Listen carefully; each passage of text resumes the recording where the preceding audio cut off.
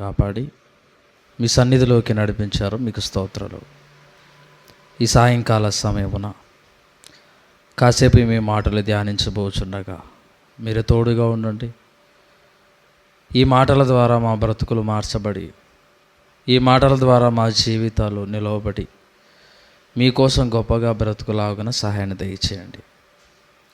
ఈ మాటలు మా హృదయాల్లో భద్రపరుచుకొని చివరి వరకు మేము మీతో నడిచే భాగ్యాన్ని మాకు ఇవ్వమని యేసుక్రీస్తు వారి నామంలో ఈ ప్రార్థన అడుగుచున్నాము తండ్రి, ఆమేన్. ప్రభు పేరిట అందరికీ వందనాలు తెలియజేస్తున్నాను. ఆ సెల్ మెసేజ్ ఎవరిది వచ్చేది? సైలెన్స్లో పెట్టండి. అది ఎవరిది? మీదేనా? సైలెన్స్లో పెట్టండి. మనం దేవుడి మందిరంలోకి వచ్చాక సెల్ సైలెన్స్లో ఉంటే బాగుంటుంది. ఇది చూడండి, ఎవరిదనా?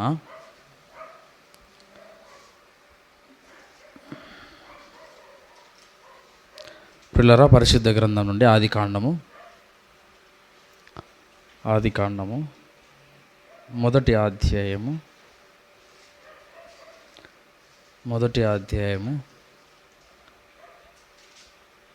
2-3 వచనాలు చదువుకుందాం. భూమి నిరాకారముగాను శూన్యముగాను ఉండెను, చీకటి అగాధ జలములపైన కమ్మి ఉండెను, దేవుని ఆత్మ జలములపైన అల్లాడుచుండెను. దేవుడు వెలుగు కమ్మని పలుకగా వెలుగు కలిగెను. వెలుగు మంచిదైనట్టు దేవుడు చూచెను.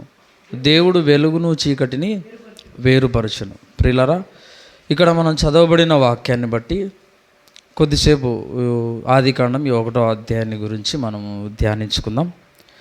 ఇక్కడ ఏమంటున్నాడంటే, దేవుడు ఆది కాలంలో, ప్రారంభ కాలంలో దేవుడు ఏం చేస్తున్నాడంటే వెలుగు కమ్మని పలికినాడు. వెలుగు కమ్మని పలకగానే ఏమైంది? వెలుగు కలిగింది. అంటే ప్రారంభంలో ఈ భూమిని చేసేటప్పుడు దేవుడు వెలుగు కలుగు అన్నప్పుడు వెలుగు కలిగింది. ఆయన ఒక్క మాటతోనే ఏం కలిగింది? అక్కడ వెలుగు కలిగింది. ఈరోజు దేవుడు మనల్ని ఎన్ని మాటలు మాట్లాడుతున్నా మనలో ఏం కలగలేదు? వెలుగు కలగలేదు. ఎన్నో వాక్యాలు మాట్లాడుతున్నాడు. ఒక్కసారి మాట్లాడితేనే ఈ సృష్టి ప్రారంభంలో వెలుగు కలుగు అంటే కలిగింది. కానీ మన బ్రతుకుల్లో, మన జీవితాల్లో ఆ మాటల చేత మీ బ్రతుకులను వెలిగించుకోండి అని దేవుడు చెప్తున్నా, నా మాటల చేత మీ బ్రతుకులను బాగా దేవుడు నాలో మీరు వెలగండి అని చెప్తున్నా కూడా మన బ్రతుకులు, మన జీవితాలు వెలగలేకపోతున్నాయంటే, ఎన్నిసార్లు వింటున్నా కూడా మనం వెలగలేకపోతున్నామంటే మన జీవితాలు ఇంకా ఎలా ఉన్నాయి? ఆరిపోయినాయి మన జీవితాలు. దేవుడి మాట వస్తే ఆరిపోయినది కూడా ఏం కావాలా? వెలగాలి, గొప్పగా వెలగాలి, పవిత్రంగా పరిశుద్ధంగా బతకాలి. కానీ ఆయన మాటలు మాట్లాడుతున్నా, ఆయన మాటలు వింటున్నా కూడా మన జీవితాలు వెలగకుండా అలానే ఉన్నాయి. చూడండి, ఒరే వెలుగు మంచిది. ప్రారంభంలోనే నేనేమన్నాను? వెలుగు మంచిది అన్నాను. ఆ మంచిదైన వెలుగు ఈ లోకానికి మంచిదైతే, మరి నా మాట ద్వారా వచ్చే వెలుగు మీ జీవితానికి మంచిది. మీ జీవితానికి ఎందుకు దాన్ని అన్వయించుకోలేకపోతున్నారు? ఎందుకు మీలో ఉన్న చీకటిని తీసేసుకొని, ఆ పాపం అనే చీకటిని తీసేసుకొని వాక్యం అనే వెలుగుతో ఎందుకు వెలిగించుకోలేకపోతున్నారు? వెలుగు మంచిది, మీ బ్రతుకులను నిలవబెట్టేదని దేవుడు ఎప్పటి నుంచో చెబుతున్నా మనిషి ఆ వెలుగును తీసుకోకుండా లోకంలో ఉన్న చీకటినే తీసుకుంటున్నాడు. ఒక్క మాటతో వెలుగు కలుగు అంటే కలిగింది. ఈరోజు ఇన్ని మాటలు మాట్లాడుతున్నా, వింటున్నా మనలో వెలుగు కలగలేదు. చూడండి, వెలుగు కలగలే. అందుకోసం కింద ఏమంటున్నాడు? దేవుడు వెలుగును చీకటిని వేరుపరచను. వెలుగును చీకటిని వేరుపరిచారు. వెలుగుకు చీకటికి ఏం పొందిక లేదు. అది దూరం ఉండాలి. వెలుగు ఉంటే చీకటి ఉండకూడదు, చీకటి ఉంటే వెలుగు ఉండదు అక్కడ. దేవుడు చూడండి ఎంత మంచి మాటలు ఇక్కడ మాట్లాడుతున్నాడో. దేవుడు ప్రారంభంలో వెలుగును చీకటిని ఎలాగైతే వేరుపరిచాడో, మన బ్రతుకుల్లో కూడా పాపాన్ని, పవిత్రతను మనం వేరు చేసుకోవాలి. మన దగ్గర నుంచి పాపాన్ని దూరంగా తరిమేయాలి. ఎంత వేరు చేసుకోవాలంటే, ఇక మన దగ్గరలో కూడా పాప ఛాయలు కనపడకూడదు. మన దరిదాపుల్లో కూడా చీకటి అనే అంధకారం అనేది ఉండకూడదు. అందుకోసమే దేవుడు ప్రారంభంలోనే వేరు చేశాడు. చీకటి ఉండకూడదు, వెలుగున్న చోట చీకటి ఉండకూడదు, చీకటి ఉండే చోట వెలుగు ఉండకూడదని వేరు చేశాడు కదా. మనల్ని కూడా వేరు చేసుకోమంటున్నాడు. ఒరే, నేను ప్రారంభంలోని చీకటిని వెలుగును వేరు చేశాను, ఇప్పుడు మీరు కూడా ఏం చేయాలా? మీరు కూడా పాపాన్ని వేరు చేసుకోండి. పాపానికి ఎంత దూరం ఉండాలంటే దూరం ఉండండి. మీ బ్రతుకులను వెలిగించుకోండి అని చెప్తున్నాడు. మరి ఎన్నో సంవత్సరాల నుంచి మనము ఆయన మాటలు వింటున్నాము. ఒక్కసారికే ఆ వెలుగు వెలిగింది, ఒక్కసారికే అది వేరైపోయింది. ఇన్ని మాటలు మనం వింటున్నా కూడా పాపాన్ని వేరు చేసుకోలేకున్నాం. చూడండి, పాపాన్ని వేరు చేసుకోలేకున్నాం. మనకు నచ్చని వాడిని వేరు చేసుకుంటున్నాం, మనకంటే పడనోడిని వేరు చేసుకుంటున్నాం, మనకు నచ్చని ఆహార పదార్థాన్ని వేరు చేసుకుంటున్నాం. కానీ మనకు నచ్చని పాపాన్ని మాత్రం వేరు చేసుకోకుండా అది కావాలని దాని దగ్గరికి పరిగెడుతున్నాం. చూడండి, దేవుడి ఆలోచన ఏమో మనం పాపం నుంచి వేరుగా ఉండాలని. మన ఆలోచన ఏంటి? వెలుగు నుంచి వేరు కావాలనుకుంటున్నాం, వాక్యం నుంచి వేరు కావాలనుకుంటున్నాం. కానీ దేవుడు ఏమంటున్నాడంటే, నాయన వెలుగు మీ దగ్గర ఉండాలి, అందుకోసమే ప్రారంభంలో వెలుగుకి అంత ప్రాముఖ్యతనిచ్చాను, యేసుక్రీస్తు వారిని వెలుగుగా పంపాను. ఆ వెలుగే మిమ్మల్ని వెలిగించి మీరు కూడా ఎలా ఉండాలనుకున్నాను? మీరు కూడా వెలుగుగా ఉండాలనుకుంటున్నాను. మీరు వెలిగి అనేక మందిని వెలిగించాలనుకుంటే మీ బ్రతుకు ఏంది? ఇంకా ఎప్పుడూ చీకట్లోనే ఉంది, ఎప్పుడు మీ బ్రతుకు అంధకారంలోనే ఉంది. ఇంకెప్పుడు వెలుగుతారు మీరు? చచ్చిపోయినాక నరకంలో ఆ వెలుగు పనికిరాదు. అందుకోసం బతుకున్నప్పుడే మనం వెలగాల, బతుకున్నప్పుడే పాపం నుంచి మనము వేరు కావాలా. అది దేవుడు చెప్పేది. ఇంకా చూడండి, నా 6వ వచనం. మరియు దేవుడు జలముల మధ్య ఒక విశాలము కలిగి ఆ జలములను ఈ జలములను వేరుపరచునుగా కని పలికెను. దేవుడు ఆ విశాలము చేసి మీది జలములను వేరుపరచగా ఆ ప్రకారమైనను. దేవుడు ఆ విశాలమును ఒక ఆకాశమని పేరు పెట్టెను. ప్రారంభంలో నీళ్ళన్నీ ఉన్నప్పుడు ఆ నీళ్ళ మధ్యలో ఒక విశాలం రావాలి అన్నాడు దేవుడు. అంతే. ఆ నీళ్ళ మధ్యలో ఏమొచ్చింది? విశాలం వచ్చేసింది. చూడండి, నీళ్ళ మధ్యలో విశాలం రావాలి అంటేనే విశాలం వచ్చింది. ఈరోజు దేవుడు ఏమంటున్నాడంటే, మీ జీవితాల్లో ఏముండాలి? పాపానికి మీకు మధ్య గ్యాప్ ఉండాలి. ఎంత గ్యాప్ అంటే, భూమికి ఆకాశానికి ఎంత గ్యాప్ ఉంది, మధ్యలో ఎంత విశాలం ఉందో అంత మీకు పాపానికి అంత విశాలము ఉండాలా. ఆనాడు విశాలం కలుగు అంటే కలిగింది. ఈరోజు పాపానికి మీకు భూమికి ఆకాశం ఉన్నంత దూరం ఉండాలి, అంత విశాలం ఉండాలి. అంటే ఇంకా మీరు ఎలా ఉన్నారు? ఇక్కడి నుంచి చూసే భూమి ఆకాశం ఎలాగైతే కలిసినట్టుగా ఉంటాయో అలా మనము ఆ పాపంతో కలుస్తున్నాం. కానీ మధ్యలోకి గ్యాప్ రాలేదు, మధ్యలోకి వాక్యం రాలేదు, మధ్యలోకి ప్రభు రాకుండా పాపంతోనే కలిసిపోయాం. చూడండి, దేవుడి ఆలోచన ఏంటి? భూమికి ఆకాశం ఉన్నంతగా మీ జీవితానికి పాపానికి దూరం ఉండాలా, అది ఆ విశాలం ఉండాలని చెప్తున్నాడు. కానీ మనం ఏం చేస్తున్నామంటే, మాకు పాపానికి కాదయ్యా, మాకు నీకు అంత విశాలం ఉండాలా దూరం, మాకు మీకు మీ వాక్యానికి, మీ మందిరానికి, మీ ఆత్మీయులకు అంత దూరం ఉండాలని మనం ఏం చేస్తున్నామంటే, దేవుడు వాక్యాన్ని దూరం పెట్టుకొని, ఆయనకు సంబంధించిన అన్ని కార్యక్రమాలు దూరం పెట్టుకొని మనం పాపానికి కౌగిలించుకుంటున్నాం, పాపానికి దగ్గర అవుతున్నాం. చూడండి, దేవుడు విశాలం కలుగు అంటే విశాలము కలిగిపోయింది. ఇంకా చూడండి తర్వాత కింద 9వ వచనం. దేవుడు ఆకాశము క్రిందనున్న జలములు ఒకచోటనే కూర్చోబడి ఆరిన నేల కనబడునుగా కని పలకగా ఆ ప్రకారమాయను. జలాలన్నీ నీళ్ళన్నీ ఉన్నప్పుడు ఆరిన నేల కనబడాలి అంటే ఏం కనబడింది? ఆరిన నేల కనబడింది. చూడండి, ఈరోజు మన మనసులో ఈ చెత్తా చెదారం, మురికి ఇవన్నీ ఉంటే నాకు ఒక్క చోటు కావాలి అని దేవుడు అంటున్నాడు వాక్యం ద్వారా. నాకు చోటు కావాలి, మీ మనసులో కాస్త చోటు కావాలి అంటే కాస్త చోటు ఇవ్వలేకపోతున్నాం. ఆనాడు ఏం కనపడింది? భూమే కనపడింది, ఆరిన నేలే కనపడింది. అదే వరి కోసం, మన కోసం కనపడింది అది. కానీ ఈనాడు దేవుడు ఏమంటున్నాడంటే, నీ మనస్సులో ఆ చెత్తా చెదరాన్ని తీసేసుకొని కాస్త చోటు, అదే వరి కోసం, నా కోసం. నా కోసం అది. ప్రారంభంలో జలాలన్నీ పోయి భూమి కనపడాలన్నది మీరుండడం కోసం, కానీ ఇప్పుడు మీ మనస్సులో చోటు కావాలన్నది ఎవరుండడం కోసం? నేనుండడం కోసం. ఆ చోటు నాకు ఇవ్వరా మీరు? అంత చోటైనా నాకు ఇవ్వరా అని దేవుడు అడుగుతున్నాడు వాక్యం ద్వారా. చూడండి, అంత చోటే మనం ఇవ్వలేకపోతున్నాం. అందరికీ చోటిస్తున్నాం. మన కుటుంబంలో ఉన్న వాళ్ళకు చోటిస్తున్నాం, మనము సినిమా హీరోలకు చోటిస్తున్నాము, రాజకీయ నాయకులు చోటిస్తున్నాము, ప్రతి ఒక్కరికి చోటిస్తున్నాం. కానీ ఈ చిన్న మనసులో ఎవరికి ఇవ్వలేకపోతున్నాం? దేవుడికి మనం చోటు ఇవ్వలేకపోతున్నాం. నేను ఉండటానికి కొంచెము చాలు అని దేవుడు అడుగుతున్నాడు. కొంచెము చాలు, ఆ కొంచెమే నేను వ్యాపించుతాను, నీ మనసంతా వ్యాపించుతాను, ఆ కొంచెమే నాకు అంటే మనం ఇవ్వలేకపోతున్నాం. చూడండి, ఈ పేపర్ల మీద ఉన్న అక్షరాలు ఇక్కడికి రాలేకపోతున్నాయి కానీ సినిమాలో ఆ స్క్రీన్ పైన ఉన్న వాడి ఫోటో, వాడి డైలాగులన్నీ ఎక్కడికి వస్తున్నాయి? ఇక్కడికి వస్తున్నాయి. చూడండి, ఆడికి సంబంధించినవన్నీ ఇక్కడికి వస్తున్నాయి, దేవుడికి సంబంధించిన వాక్యం మాత్రం బయట ఉంది. ఇది ఎక్కడ ఉండాలి? వాస్తవంగా ఇక్కడ ఉండాలి. చూడండి, మనిషి ఎలా మారిపోయాడో చూడండి, మనిషి మనసు ఎలా వెళ్ళిపోయిందో చూడండి, వేరే వాటి వైపుకి ఎలా వెళ్ళిపోయిందో. దేవుడేమో విశాలం కలుగు అని అన్నప్పుడు కలిగింది, మనిషి మనసులో నాకు చోటు ఉండాలి అని పలుకుతుంటే ఆ చోటు రావటం లేదు దేవుడికి. చూడండి, మనిషి మాట వింటం లేదు, ఎందుకంటే ఆ మనసు వేరే వారి దగ్గరికి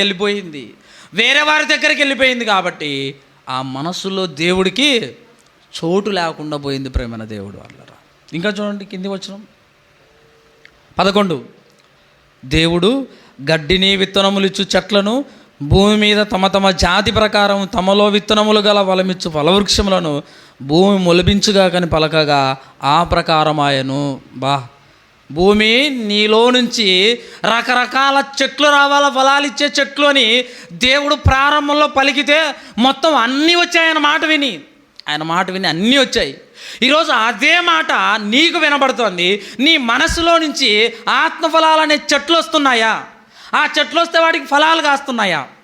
ప్రేమ అనే చెట్టు వస్తుందా? విశ్వాసం అనే చెట్టు వస్తుందా? సాత్వికం అనే చెట్టు వస్తుందా? ఏ చెట్లు కాసాయి నీ మనసులో నుంచి? ఆ మనస్సు అనే భూమిలో నుంచి ఏం మొలిచాయి? ఏం మొలవలేదు. ఆయన మాటలు వింటున్నాం కానీ ఏమీ మొలవలేదు. మొలకుండా దాన్ని ఎడారి భూమిగా మన మనస్సును చేసుకొని బతుకుతున్నాం. చూడండి, ఆయన పలగ్గానే మొత్తం అన్నీ వచ్చేసాయి, గడ్డినిచ్చేవి కూడా వచ్చేసాయి. అంటే మన మనసులో అదే మాట మాట్లాడుతున్నాడు. సృష్టి ప్రారంభంలో ఏ మాట అయితే భూమితో మాట్లాడాడో ఈరోజు నీతో నాతో అదే మాట మాట్లాడుతున్నాడు. ఆత్మఫలాలు మీ మనసులో రావాలి, పుట్టాలి, కాయాలి అంటే ఏం కాస్తున్నాయి చెప్పండి? ఏం కాస్తున్నాయి? ఆత్మఫలాలు తప్ప మిగతా అన్నీ కాస్తున్నాయండి మన మనసులో. ఎలా బతకాలి అనే దానికోసం ఎన్నో ఆలోచనలు పడుతున్నాయి. చూడండి, ఎలా బతకాలి, నేను ఎలా ఇందులో గెటాన్ కావాలి అంటే ఎన్నో ఆలోచనలు పడుతున్నాయి. ఒక ఉద్యోగాన్ని సంపాదించాలి అంటే ఎన్నో ఆలోచనలు, ఎలా సంపాదించాలని ఎన్ని ఆలోచనలు పడుతున్నాయండి. మరి దేవుడి కోసం ఏం పుడుతున్నాయి నీ మనసులో? దేవుడి కోసం నీ మనసులో నుంచి ఏం ఆలోచనలు పుడుతున్నాయి? అవి చెట్లుగా, పెద్ద చెట్లుగా మారిపోయి ఫలాలను ఇస్తున్నాయా లేదా? చూడండి, బతకటం కోసం ఎన్నో ఫలాలు, ఎన్నో చెట్లు, ఎన్నో ఆలోచనలు, కానీ దేవుడి కోసం చెయ్యాలంటే ఆలోచనలు ఉండవు ప్రేమైన దేవుడు వాళ్ళ. దేవుడి కోసం బతకాలంటే ఆలోచనలు ఉండవు, దేవుడి కోసం బతికించాలంటే ఆలోచనలు ఉండవు, దేవుడి కోసం ఏదైనా ఇవ్వాలి అంటే ఆలోచనలు ఉండవు, ఏమీ ఉండవు. అంటే నీ మనసులో ఏమున్నాయి? మొత్తం అపవాదికి సంబంధించినవే నిండిపోయాయి నీ మనసంతా. చూడండి, భూమి పలకగానే మొలకెత్తేయండి, అన్నీ మొలిచాయి. మరి మన మనసులో మొలుస్తున్నాయి చెప్పండి? ఏం మొలుస్తున్నాయి? ఏమీ లేదు. ఇంకా చూడండి 14వ వచనం 15. భూమి మీద వెలిగించుటకు ఆకాశ విశాలమందు జ్యోతులై ఉండుగాకని పలికెను, ఆ ప్రకారం ఆయను. ఆకాశములో ఇవి కలగాలి అనగానే సూర్యుడు, చంద్రుడు, నక్షత్రాలు అన్నీ కలిగాయి. ఎప్పటి నుంచండి అవి వెలుగుతూనే ఉన్నాయి ప్రేమైన దేవుడు వాళ్ళారా, వెలుగుతూనే ఉన్నాయి. మీరు ఆకాశం ముందు జ్యోతుల్లా వెలగాలంటున్నాడు, మీరు లోకానికి వెలుగై ఉండాలంటున్నాడు. మరి మనం ఎంత వెలుగుతున్నాం చెప్పండి, ఎంత వెలుగుతున్నాం? సూర్యుడేమో ఎన్నో సంవత్సరాల నుంచి వెలిగిస్తూనే ఉన్నాడు. మరి మనం బాప్తిసం తీసుకున్నది మొదలుకొని ఇంతవరకు ఎన్నిసార్లు వెలిగాము, ఎంతసేపు వెలిగాము, ఎన్ని సంవత్సరాలు వెలిగాము? ఎన్ని సంవత్సరాలు వెలిగాం చెప్పండి? వెలుగుతున్నాం కానీ నిత్యము అలా మనము వెలగటం లేదు ప్రేమైన దేవుడు వారలారా. అందుకోసమే ఒక్కసారి వాటిని చూడండి, నా మాట వినేవి ఇంతవరకు వెలుగుతున్నాయి. మీరు నా మాటలు ప్రత్యక్షంగా వింటున్నారు, పుస్తకం మీ దగ్గర ఉంది, కానీ మీరు వెలగటం లేదు. చూడండి, సృష్టి ఎలా ఉందో మనిషి ఎలా ఉన్నాడు చూడండి. సృష్టి ఎలా ఉంది, మనిషి ఎలా ఉన్నాడని. పగలు రాత్రిని చేశాడు, పగలు ఉంది, మరలా ఇది కాగానే రాత్రి వస్తుంది. కానీ మన జీవితాలు కూడా అంతే. వాక్యం విన్నప్పుడు వెలిగిపోతాయి, బయటికి పోగానే మరలా చీకటి క్రియలు, అంధకార క్రియలు వచ్చేస్తున్నాయి. ఇలా ఉండొద్దు మీ జీవితం ఇలా ఉండొద్దు. ఒక్కసారి మీరు వెలిగారా, బాప్తిసం పొందారా, ఇక మీరు చచ్చిపోయేంత వరకు వెలుగుతూనే ఉండాలి. మళ్ళీ ఎందుకు ఆరిపోతున్నారు? మీ దీపాలు ఆరిపోకుండా మీరు వాక్యం అనే నూనెను పోసుకోండి, వెలుగుతూ ఉండండి. మీరు చివరి వరకు వెలుగుతూనే ఉండండి. అది లేదు కాబట్టి మీ జీవితాలు పగలు రాత్రి ఎలా వస్తున్నాయో, మీరు పవిత్రత మరలా పాపం, ఇలా మీ జీవితాలు కూడా పగలు రాత్రులాగా అయిపోతున్నాయి. వద్దు నాయన, మీ జీవితాల్లో రాత్రి ఉండకూడదు. ఏముండాలంగా? వెలుగే ఉండాల. అది దేవుడి కోరిక. వెలుగే ఉండాలన్నది దేవుడి కోరిక. కానీ మన జీవితాలు ఆరిపోతున్న బ్రతుకులు. ఒక కట్టెపుల్లను వెలిగించాలంటే ఒకటి వెలిగితే చాలండి. ఒకటి వెలిగితే మిగతా కట్టెపుల్లను వెలిగించవచ్చు. ఇంకా ఏమీ లేకపోతే ఎలా వెలుగుతాయి చెప్పండి? మన జీవితాలైనా మనం వెలిగితేనే ఇతరులను మనం వెలిగించగలం, ఆరిపోయిన వాళ్ళను కూడా వెలిగించగలం. ఇక మనమే వెలక్కపోతే, దేవుడి వాక్యం మనలో లేకపోతే మనము ఎలా వెలుగుతాము, ఇతరులను ఎలా వెలిగిస్తాం చెప్పండి? దేవుడి వాక్యం చేత మనం మండాలి, మనం వెలగాలి. ఇదిగా అవతల ఆరిపోయిన వాళ్ళ జీవితాలు, పాపంతో ఆరిపోయిన వాళ్ళ జీవితాలను మనము వెలిగించాలి, వాళ్ళను ఇంకొకరిని వెలిగించమని చెప్పాలి. ఇలా జీవితం జరగాలండి. ఈ కాలచక్రంలో ఇలాంటివి ఉండాలి. దేవుడే, లోకములో జ్యోతులు ఎలాగైతే వెలుగుతున్నాయో మీ బ్రతుకులు కూడా అలా ఉండాలి అని చెప్తున్నాడు. నీళ్ళు చేపలను పుట్టించాలి, రకరకాల జీవరాశులను పుట్టించాలి అని దేవుడు మాట్లాడతాడు. ఆకాశ పక్షులు ఎగరాలి అంటేనే ఆకాశ పక్షులు ఎగురుతూ ఉన్నాయి. అంటే ఆయన మాట్లాడుతున్నప్పుడు ఇన్ని కార్యక్రమాలు జరుగుతున్నాయి. ఆయన మాట్లాడుతుంటే ఇన్ని పుడుతున్నప్పుడు, ఇన్ని సంచరిస్తున్నప్పుడు, ఈరోజు ఆయన మాటలు మనం వింటున్నప్పుడు మనలో చలనం ఎందుకు రావటం లేదు చెప్పండి? నీళ్ళల్లో చేప పుట్టాలి అంటే అది చెలిస్తుంది, మనలో మాత్రం ఆయన మాటలు వింటూ మనము చెలించకుండా ఉన్నాం. ఆకాశంలో పక్షులు ఎగరాలి అంటే అవి చలనంతో ఎగిరిపోతూ ఉన్నాయి. ఈరోజు మన జీవితాలు చలనమే లేదు. ఆయన మాటలు వింటూ కూడా చలనం లేకుండా బతుకుతున్నాం. ఒక శవంలాగా బతుకుతున్నాం మనం.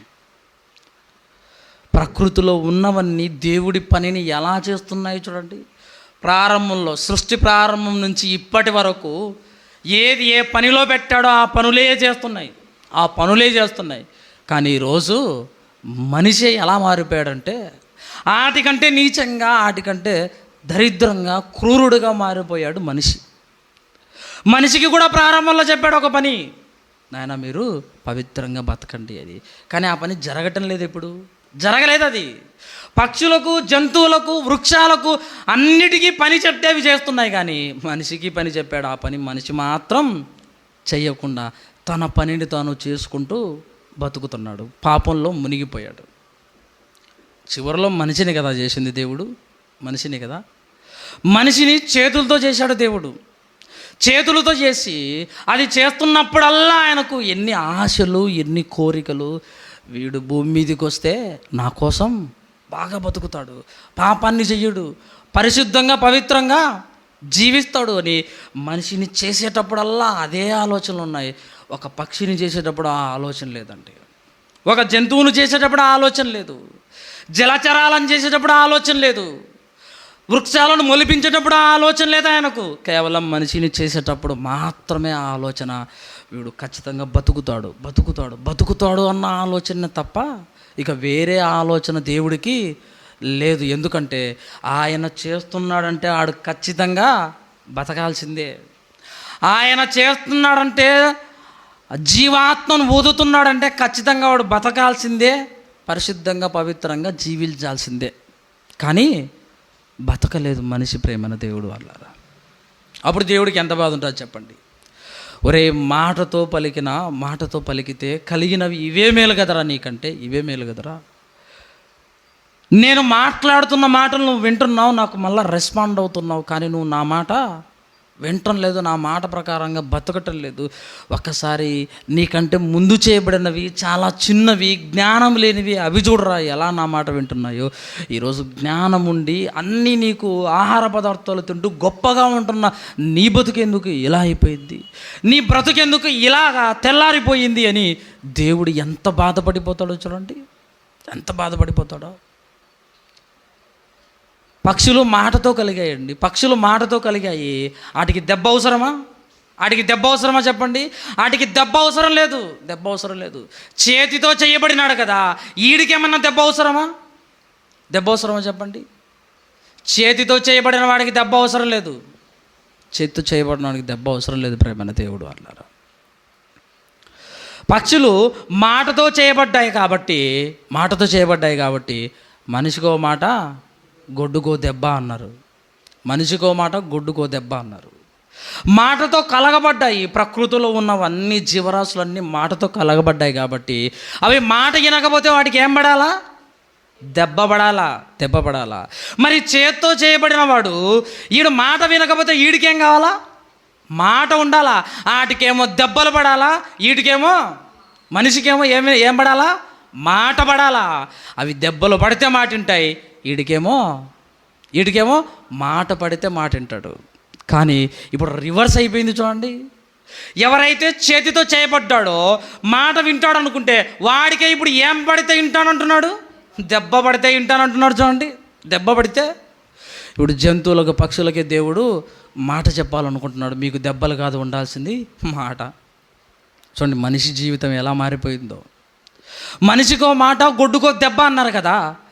జంతువుల మాట వినకపోతే దెబ్బలు పడాలి, కానీ మనిషి మాట వినకపోతే మాటతో చెప్తే వాడు వింటాడు. ఎందుకంటే వాడికి జ్ఞానం ఉంది కాబట్టి. వాడికి జ్ఞానం లేదు కాబట్టి వాడికి ఏం పడాలి?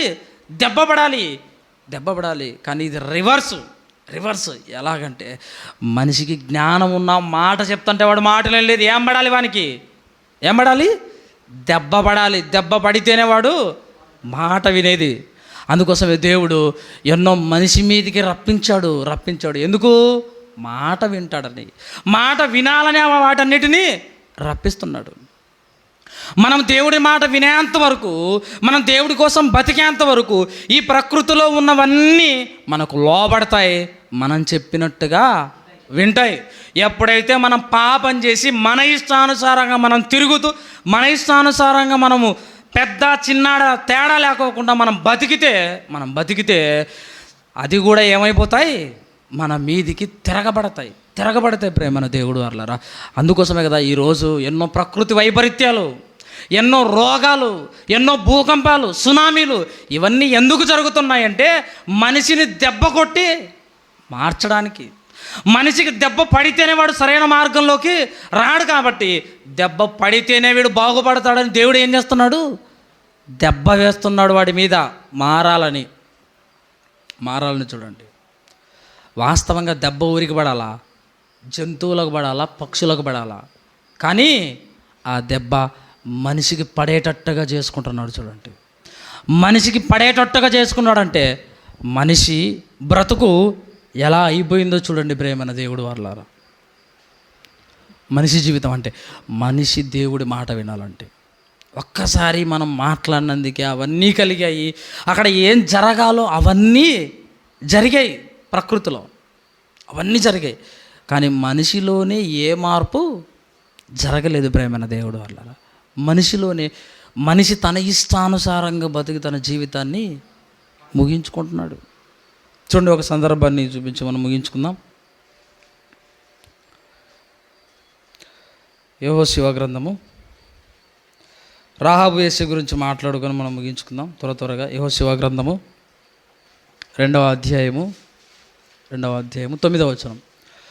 యెహోవా ఈ దేశమును మీకు ఇచ్చుచున్నాడనియు మీ వలన మాకు భయం పుట్టుననియు మీ భయం వలన ఈ దేశ నివాసులందరికీ ధైర్యం చెడుననియు నేను ఎరుగుదును.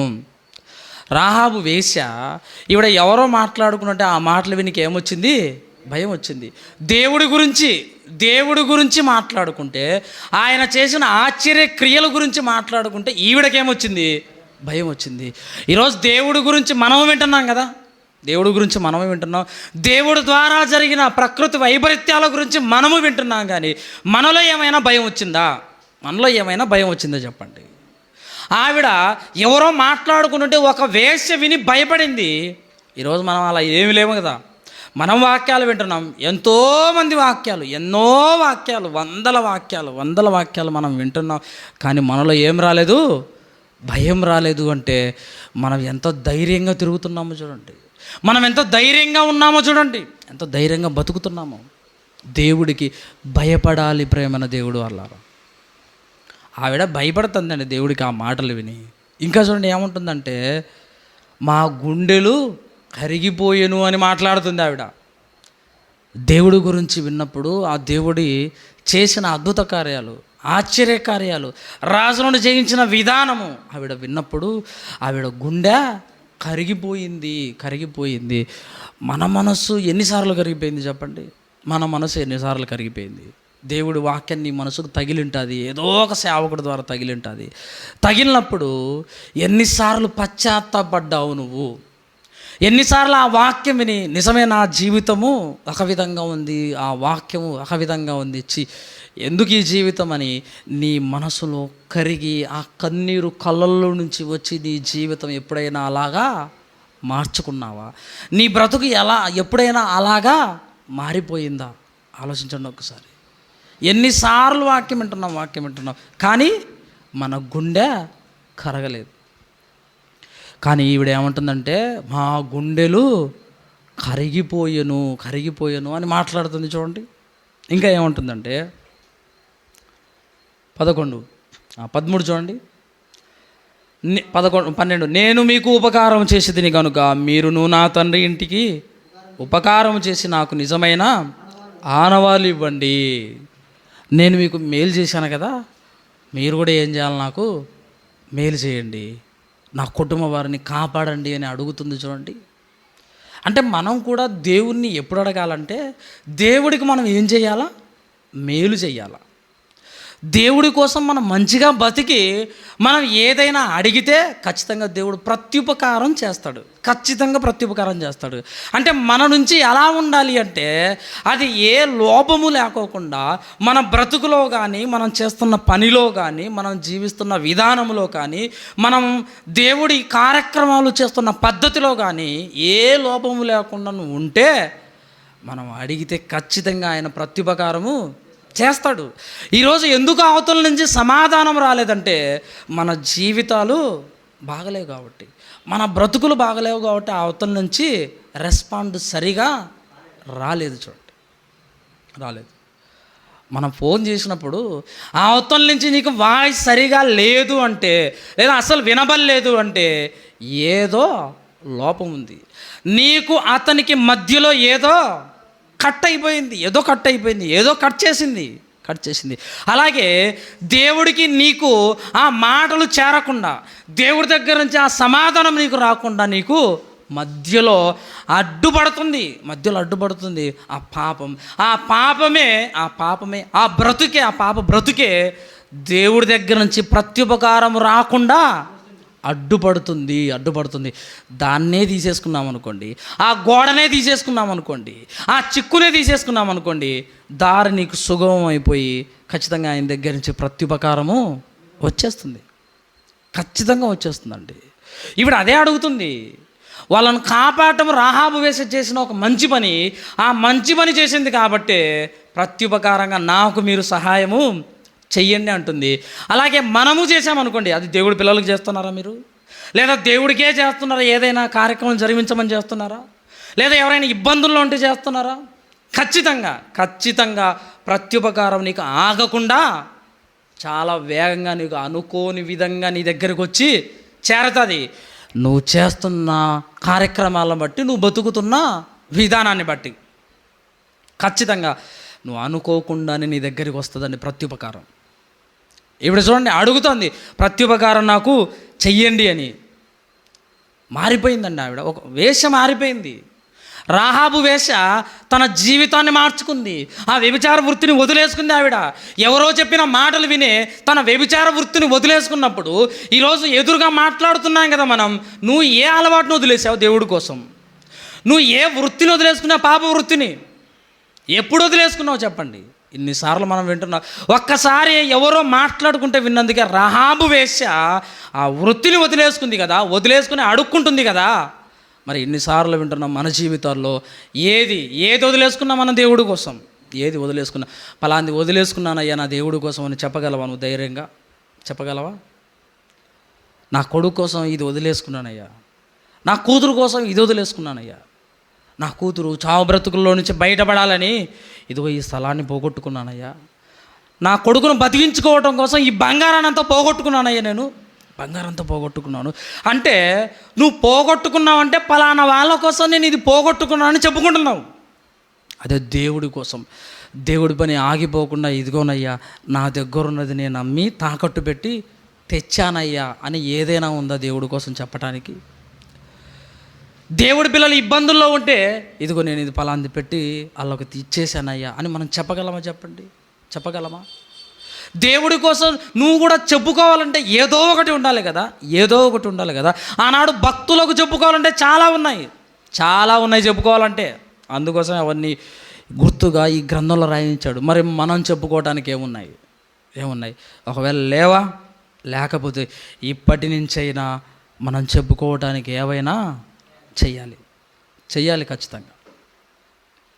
మనం లేకపోయినా మనం చేసి ఇక్కడ ఉంచిపోయిన క్రియలు, మనకి ఈ క్రియలు ఎప్పుడు ఉంటాయండి? మనం పోతాం, కానీ మనం చేసిన క్రియలు మాత్రం ఈ భూమి మీద, ఈ ప్రపంచం అంతవరకు ఆ క్రియలు ఉంటాయి. ఆ క్రియల గురించి అందరూ మాట్లాడుకోవాలి. పలానా వాడు చేసిపోయాడు, ఇదిగో ఈ పని చేశాడు, ఈరోజు వీళ్ళు ఇంత బాగున్నారంటే ఆడు చేసిందే. ఈరోజు వీళ్ళు ప్రార్థనకు అంతో ఇంతో వస్తున్నారంటే ఆ సేవకుడు చేసిందే. వీళ్ళు బైబిల్ చదువుతున్నారంటే, వీడు తాగుడు మానుకున్నాడంటే, వీడు వ్యభిచారాన్ని మానుకున్నాడంటే, వీడు వాడి పాప జీవితాన్ని అంతా వదిలేసుకున్నాడంటే, ఆ చచ్చిపోయినాడు చచ్చి ఎక్కడున్నాడో ఏమో కానీ వాడి వల్ల ఈరోజు వీళ్ళు ఆత్మీయతలో ఉన్నారు. అయ్యా ఇదయ్యా నేను చేసిన పని భూమి మీద, అయ్యా ఒకసారి చూడయ్యా నేను చేసిన పని అని దేవుడికి చెప్పుకోవడానికి ఉండాలండి, పనులు ఉండాలి. అది ఇప్పటి నుంచైనా మనం చెయ్యాలి.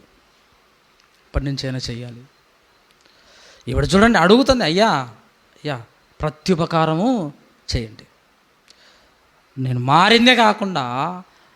మారిందే కాకుండా వాళ్ళ తల్లిదండ్రులందరినీ కాపాడుకుంటుంది. చూడండి, తల్లిదండ్రులను, అన్నదమ్ములు, అక్క చెల్లెలు అందరినీ, ఈ ఇంట్లో మేము ఉంటామయ్యా, మీరు నాశనం చేయడానికి వచ్చినప్పుడు కాపాడతారు కదా మీరంటే, ఖచ్చితంగా కాపాడతామంటున్నారు.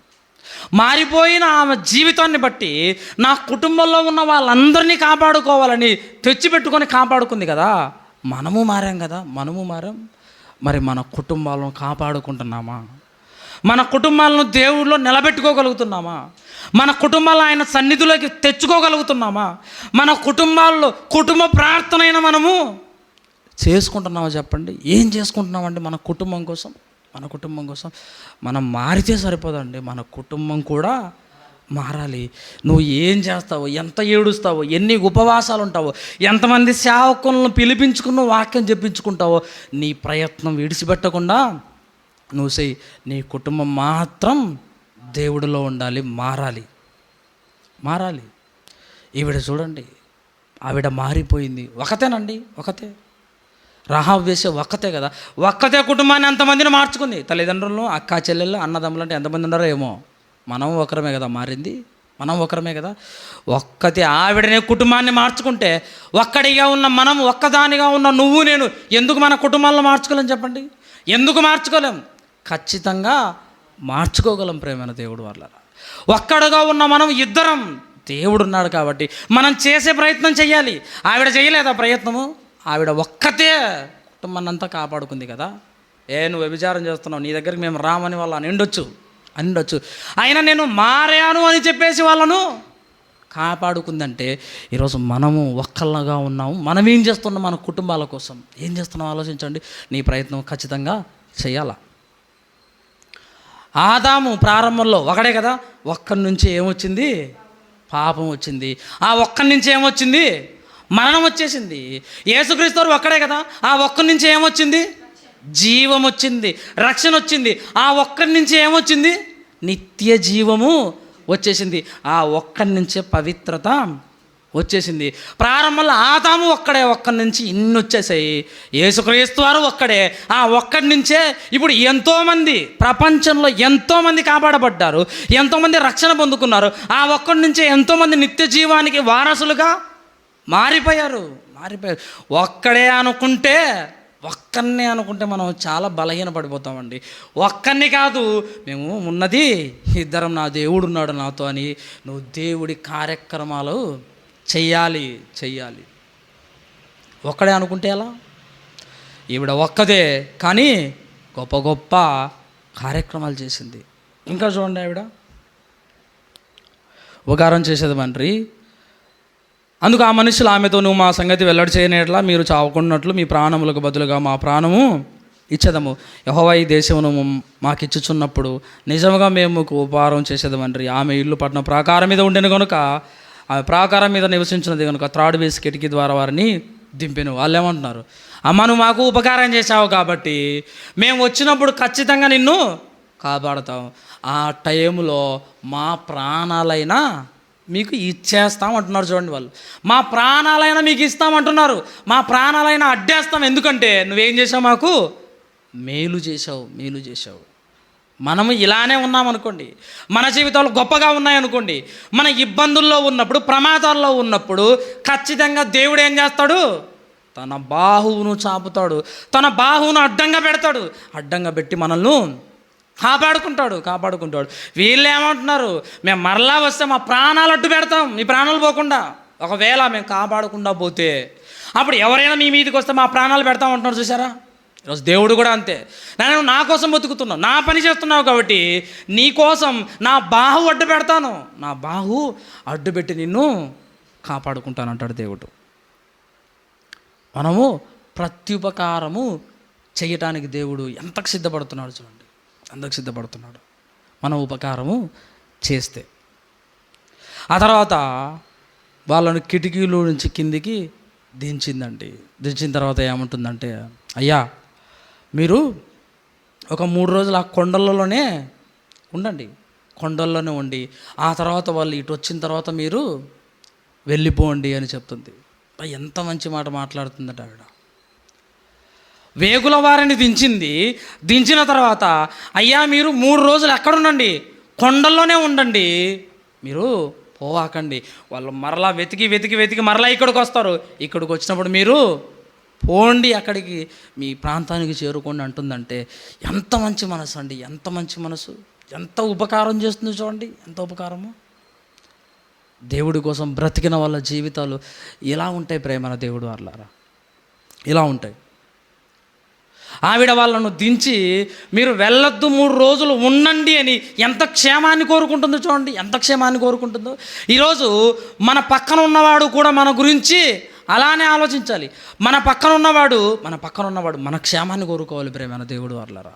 మన పక్కన ఉన్నాడు, ఆత్మీయతలో ఇంకా నువ్వు బాగా ఎదగయ్యా, బైబిల్ బాగా చదవయ్యా, భక్తి అంటే ఏంటో నేర్చుకోయ్యా, ప్రవర్తన ఎలా ఉండాలో నేర్చుకోయ్యని మన క్షేమాన్ని కోరుకొని మనల్ని ఆత్మీయంగా నిలబెట్టే వాళ్ళు మన పక్కన ఉండాలా. అలాంటి వాళ్ళు మనకు కావాలి. ఆత్మీయంగా మనల్ని దేవుడిలో సరి చేసి నిలబెట్టే వాళ్ళు కావాలి. ఆవిడ ఎంత మంచిని కోరుకుంటుందో చూడండి. వెళ్ళొద్దు మీరు 3 రోజులు అక్కడనే ఉండనంటుంది. ఈరోజు మన మంచిని కోరి, మన బాగు కోరి దేవుడిలో నిలబెట్టే వాళ్ళు మనకు కావాలా? మన బాగు కోరి దేవుడిలో మనల్ని స్థిరంగా మన వేరు పాతుకొని పోయేటట్టుగా మనకు నిలబెట్టే వాళ్ళు కావాలి మన ఆత్మీయ జీవితంలో. అలాంటి వారిని మనం సంపాదించుకోవాలి. చూడండి, వెళ్ళిపోయిన తర్వాత అయ్యా మాకు గుర్తేంటి, మీరు వస్తారు, వచ్చినప్పుడు అన్ని ఇళ్ళతో పాటు మా ఇంటిని నాశనం చేసేలా ఏంటి గుర్తు ఏంటంటే, ఇదిగోనమ్మా ఇదే ఎర్రని తాడు, దానికి కిటికీకి కట్టేయి అని అంటారు వాళ్ళు. చూడండి, రాహాబు వేసే కుటుంబాన్ని నాశనం చేయకోకుండా వాళ్ళకి ఏం గుర్తు? ఎర్రని దారము, ఎర్రని తాడు గుర్తు. ఈరోజు దేవుడు నీ దగ్గరికి వచ్చినప్పుడు, రెండవ రాకడలో నీ దగ్గరికి వచ్చినప్పుడు నీలో ఏం గుర్తులు కనబడుతున్నాయి చెప్పు? నిన్ను తన వెంట తీసుకొని పోవటానికి నీలో ఏం గుర్తులు ఉన్నాయి? భక్తి అనే గుర్తు కనబడుతుందా ఆయనకు? ప్రేమ అనే గుర్తు కనబడుతుందా? దీన మనస్సు అనే గుర్తు కనబడుతుందా? ఏ గుర్తులు కనబడుతున్నాయి నేను తన వెంట తీసుకెళ్ళడానికి? ఏ గుర్తులో ఖచ్చితంగా మనలో ఖచ్చితంగా కనబడాలి. మన ప్రవర్తనలో కనబడితేనే ఈడు నాకు నమ్మకమైన దాసుడు, ఈడు నా ప్రియకుమారుడు, నావాడు అని చెప్పి ఆయన తన వెంట తీసుకొని పోతాడు. ఏ మంచి లక్షణాలు లేవనుకోండి, ఏ సత్క్రియలు లేవనుకోండి, దేవుడు అర్ధాంతరంగా నిర్దాక్షిణ్యంగా వదిలేసి వెళ్ళిపోతాడు. గుర్తులు కనబడాలి, ఖచ్చితంగా గుర్తులు ఉండాలి. ప్రేమ దేవుడు వారలారా, కనబడాలి. మన ఆత్మీయ జీవితంలో ఏం గుర్తులు కనబడుతున్నాయి చెప్పండి? దేవుడు నీ చివరి రోజు పెట్టినప్పుడు, నీ చావు రోజు పెట్టినప్పుడు, ఆ చావు రోజు మృత్యువు నీ దగ్గరకు వచ్చినప్పుడు దేవుడికి బాధ ఉండకూడదయ్యా, దేవుడికి బాధ ఉండకూడదు, ఆనందంగా ఉండాలి. ఎందుకంటే వీడిలో మంచి గుర్తులు నాకు కనబడుతున్నాయి, వీడిలో మంచి లక్షణాలు కనబడుతున్నాయి. అందరికీ సేవ చేసే గుణం కనబడుతుంది, తగ్గింపు గుణం కనబడుతుంది, వీళ్ళలో కోపం లేని గుణం కనబడుతుంది, వీడిలో నీతి కనబడుతుంది, ఇందులో పవిత్రత కనబడుతుంది. ఇటు నా దగ్గరికి వస్తేనే మేలు అని నీ చావు రోజు కూడా దేవుడు ఎలా ఉండాలి? ఆనందంగా ఉండి నిన్ను తన చెంతకు తీసుకోవాలి. ఆ గుర్తులను బట్టే, మనలో ఉన్న ఆత్మీయ గుర్తులను బట్టి, మనలో ఉన్న సత్క్రియలను బట్టి, గుర్తులను బట్టి దేవుడు మనల్ని తన చెంతకు తీసుకోవాలా. అన్ని గుర్తులు మంచివి కనబడాలి. చూడండి, అదే ఆ గుర్తులు పెట్టేసి పోయారు. ఆ తర్వాత నాశనం చేయడానికి వచ్చినప్పుడు అన్నీ పోయాయి. ఆవిడ కుటుంబం మాత్రమే నిలబడింది. ఆ ప్రాంతంలో రాహాబు వేసే కుటుంబమే నిలబడింది, మిగతా అన్ని కుటుంబాలు పోయాయి. చూడండి, మన ఊరిలో కానీ, ఈ ప్రపంచంలో కానీ, మన సంఘంలో కానీ ఎవరు నిలబడకపోయినా రాహాబు వేసే కుటుంబం నిలబడినట్టుగా నువ్వు నిలబడాలి, నేను నిలబడాలి. ఎవరు పడిపోయినా, ఎవరు నిలబడినా మన జీవితాలు మాత్రం ఎలా ఉండాలి అంటే రాహాబు వేసే కుటుంబం నిలబడినట్టుగా మనం ఆత్మీయతలో నిలబడాలి, భక్తిలో నిలబడాలి, విశ్వాసంలో నిలబడాలి, ఓర్పులో నిలబడాలి. అన్ని కుటుంబాలు పడిపోయినా, అన్ని కుటుంబాలు నాశనం అయిపోయినా మన కుటుంబం మాత్రం దేవుడి కోసం నిలబడాలి, మన కుటుంబం మాత్రం దేవుడిలో నిలబడాలి. ఈ కుటుంబము ఆదర్శవంతమైన కుటుంబం. ఈ కుటుంబం బైబిల్లో ఉన్న యెహోషువ కుటుంబం. ఈ కుటుంబం బైబిల్లో ఉన్న దావీదు గారు లాంటి కుటుంబం. ఈ కుటుంబము బైబిల్లో ఉన్న కొర్నేలి లాంటి కుటుంబము. అందుకోసమేనయ్యా అన్నీ పోయినా అందరూ పోయినా వాళ్ళ కుటుంబం మాత్రం నిలబడింది అని మన కుటుంబాన్ని గురించి మాట్లాడుకోవాలి. దేవుడి మాట గురించి మనం ఇంత మాట్లాడుకోవాల్సి వచ్చింది. ప్రారంభంలో దేవుడి మాట ఏం కలిగించింది? ప్రారంభంలో దేవుడి మాట ఎంత శక్తివంతమైంది. ఆ రాహాబు వేసే జీవితంలో అదే మాట ఎంత గొప్ప కార్యాన్ని జరిగించిందో చూడండి. అంటే దేవుడి మాట విని మన జీవితాలను నిలబెట్టుకోవాలి, ఆ మాటకు మనం లోబడాలి, ఆ మాటతోనే మనం పోవాలి, ఆ మాట కోసమే మనము బ్రతకాలి. ఆ మాటనే లేకపోతే మనకి ఇన్ని ఎక్కడి నుంచి వస్తాయి చెప్పండి? దేవుడి మాట మనకి ఇవ్వకపోతే మనం మాట్లాడే వాళ్ళం కాదు. ఆ దేవుడే మనకు జ్ఞానాన్ని ఇవ్వకపోతే మనం గొప్ప మాటలు చెప్పేవాళ్ళం కాదు.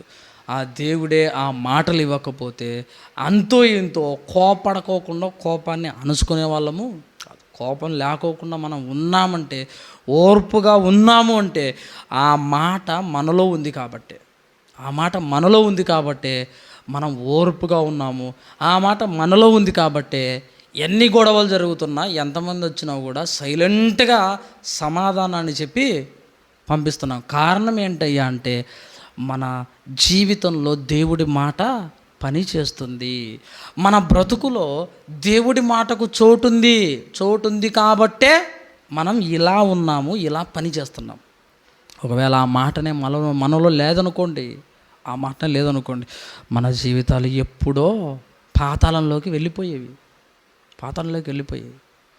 లోకంలో ఎంతోమంది యవనస్తులు తాగి బైకుల మీద తిరిగి యాక్సిడెంట్లు అయి చచ్చిపోయిన వాళ్ళు ఉన్నారు.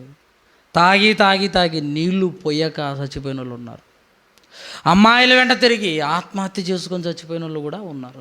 అబ్బాయిల వెంట తిరిగి తమ జీవితాన్ని పాడు చేసుకున్న వాళ్ళు కూడా ఉన్నారు. ఎన్నెన్నో కార్యక్రమాల్లో తిరిగి ఏవేవో చేసుకొని వాళ్ళు నాశనం అయిపోతున్న వాళ్ళు చాలామంది ఉన్నారు. కానీ మన జీవితాలు మాత్రం ఎక్కడున్నాయి చెప్పండి? దేవుడి సన్నిధిలో, దేవుడిలో మన జీవితాలు ఉన్నాయి.